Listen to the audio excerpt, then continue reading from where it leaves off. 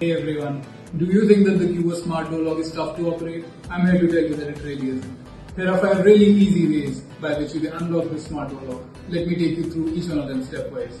Starting with the fingerprint access. Just use your thumb and place it on the reader. And it unlocks. The second is the pin code access. Just input the key code.